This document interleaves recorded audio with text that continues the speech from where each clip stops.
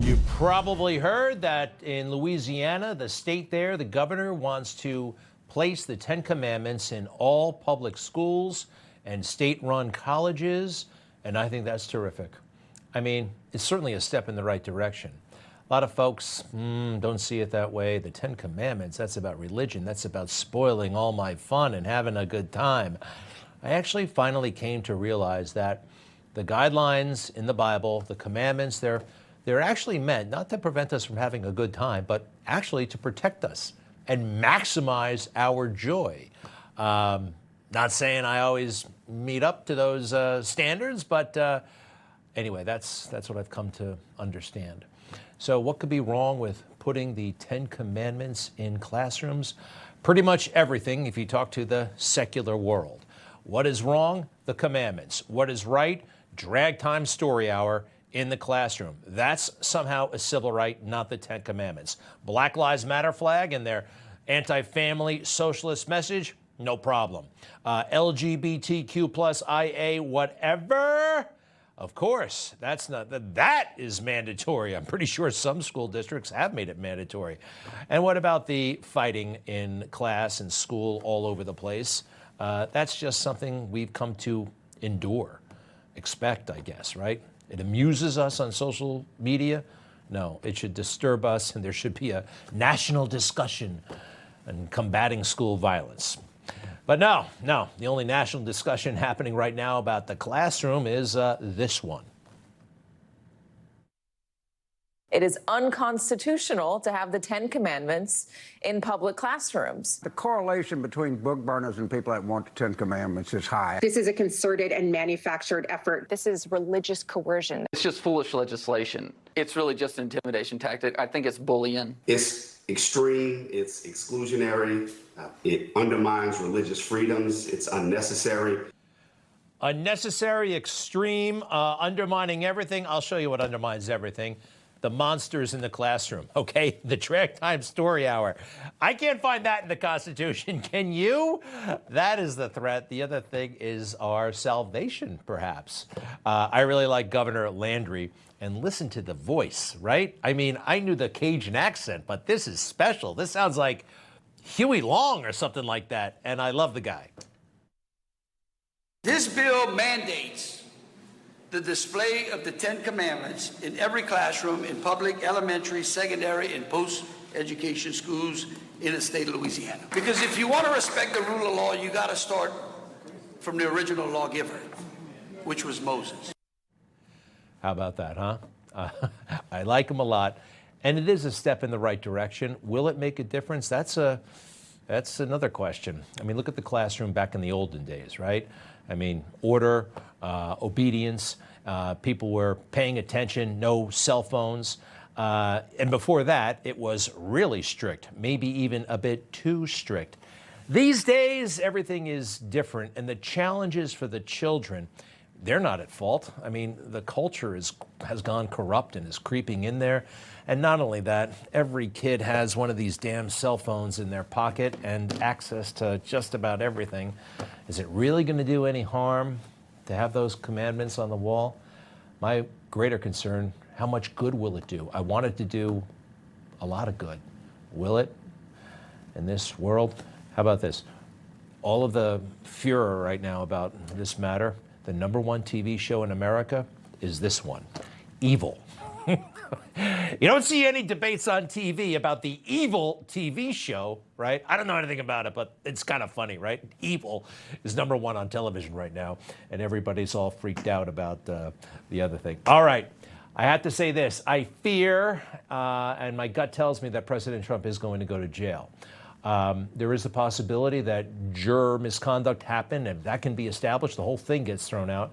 At this point, it doesn't look like that's going to happen, and I don't believe the liberal legal analysts. I think they're playing a game with us when they say a first-time offender at his age should not go to jail and will not go to jail. Right, but it's going to happen here. They're playing a game. Judge Merchan is not going to give him a prison sentence. I think it's more likely that there will perhaps be a fine. I don't expect that we will see Donald Trump behind bars. Maybe he'll get some house arrest at Mar-a-Lago, but he's not going to be wearing an orange jumpsuit anytime soon. I wish they were telling the truth. Look at what they did. They brought him to court on these bogus charges. The trial lasted, what, 6 weeks? Totally meritless on stuff that didn't happen in 2006. Business expense versus legal expense.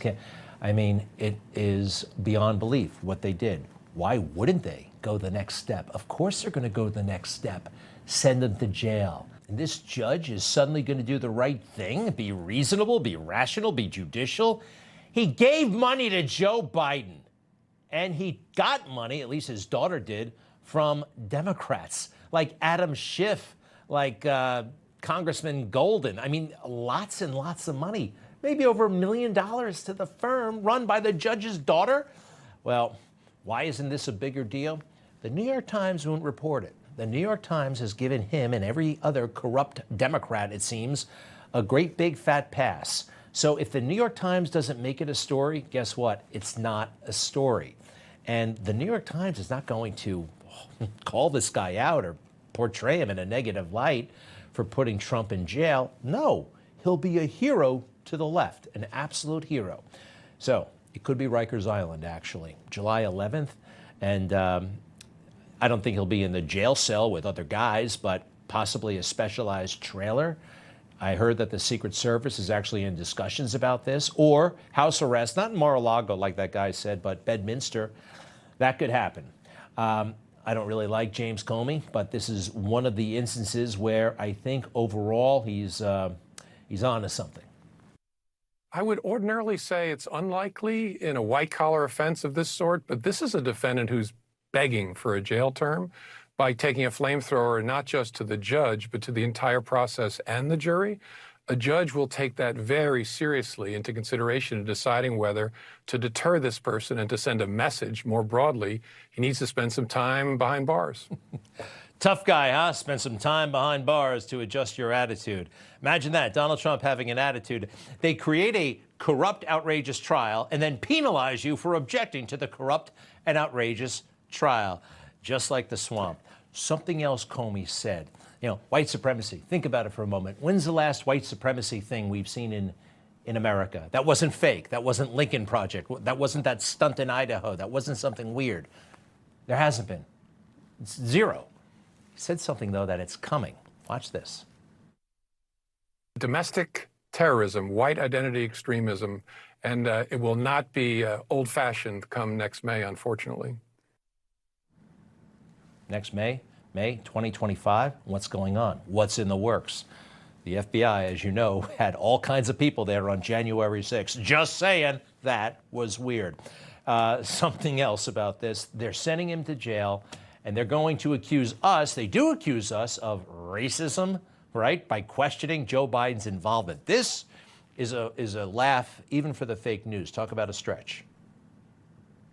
He is continuing to push a narrative that, as I've written and others have, is extraordinarily dangerous, tying the current president to the prosecution in Manhattan by somehow alleging that the Biden administration, and specifically the Department of Justice, was pulling Manhattan DA Alvin Bragg's strings. How? Through a career civil litigator named Matthew Colangelo, who is part of the DA's team, but certainly not its head. For a variety of reasons, that narrative makes no sense. It is factually false, and it's also dangerously and perniciously racist because it assumes that DA Alvin Bragg, who is black, could not have executed this prosecution on his own without the supervision of a bunch of white elders. What's that movie? I am shocked that there's gambling going on here. You're winning, sir. That guy she mentioned, Colangelo, came from the Department of Justice. Opening statements. He did the opening statements in this trial. And there he was, the third highest ranking dude in the Department of Justice. And then he leaves the same day that Jack Smith was appointed and demotes himself to, it's so rotten. Now let's talk about race, actually. You notice anything here? Sorry, but she went there first. 3 of the 4 prosecutors happen to be people of color.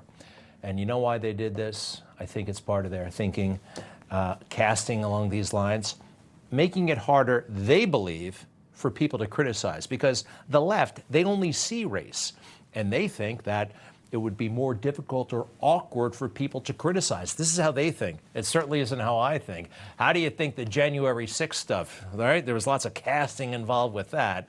I'll get to it in a moment. Number one, before the other stuff, who was a little cop? Please tell us. We must find out who that little cop. How could you have months, even years of investigation, and we don't know who this police officer is? Why don't we have a real answer as to who these cops were and why they let people come right on by into the Capitol? And the other thing, the three officers who just walked off the post, here they are, guarding the House of Representatives, right? Let's take a coffee break and get out of the way of this mob here and let them beat up the doors and try to get inside. And oh yeah, let's get out of the way so they can shoot Ashley Babbitt. All right, that's what I want to know. So these are questions that, yeah, we have. But what do? They hide. They hide behind sympathetic people and forces. You hide behind cops. You hide behind black cops. Oh yeah, how about a black female cop? The first significant statement about the Capitol riots came from this woman. Not Chief Sund, who was actually on duty that day, not the deputy on-scene commander, but this woman, who was at home. This is February 23rd, 2021, the next month, the first congressional hearing into what happened. Thank you for the opportunity to speak before the committee today, and thank you all for your service to our country. My name is Captain Carnisha Mendoza, and I've served with the United States Capitol Police for 19 years. I take a lot of pride in my job. Prior to serving with the Capitol Police, I served as an active duty soldier with the United States Army. My last duty station was split between the Pentagon and the Washington Area Criminal Investigations Division. Well, that's all great. Very honorable. But now we're about to find out that she really has no business being there. It was approximately 1:30 in the afternoon. I was home eating with my 10-year-old, spending time with him before what I knew would be a long day, when a fellow captain contacted me and told me things were bad and that I needed to respond in. She was home. I mean, still feeding her kid when the Capitol was being breached. Why was she there? Because they don't want tough questions, right? A military veteran, a black woman. I mean, that's why she was there. Casting, optics. We don't care. They do. It's all part of the stupid conversation America insists about having about race instead of a serious one, a one that could be helpful and might be actually uncomfortable. No, we're just going to pretend that Juneteenth means something to anybody.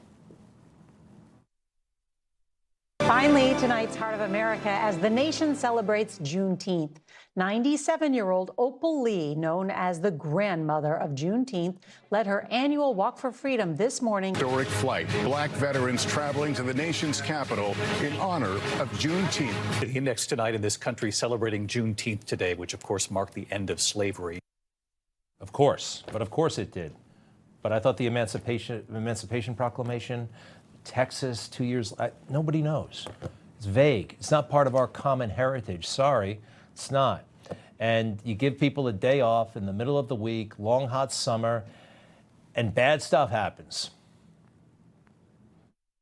We're looking live at Oakland this morning in the aftermath of a mass shooting that happened as roughly 5,000 people participated in Juneteenth events over at Lake Merritt. In all, police say multiple people hit by gunfire. A fight broke out, and the crowd moved towards the conflict. And that's when police say an unknown gunman fired into the crowd, hitting 4.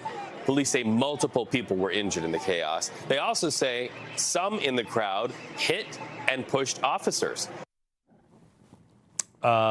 The possibility of this kind of thing happening is the stuff you're supposed to think about before you just whip out your pen and declare something a national holiday. You do it for political purposes. You don't care about anybody. That's what Joe Biden actually did. He doesn't even know what it is. And neither do those anchorhead newscasters.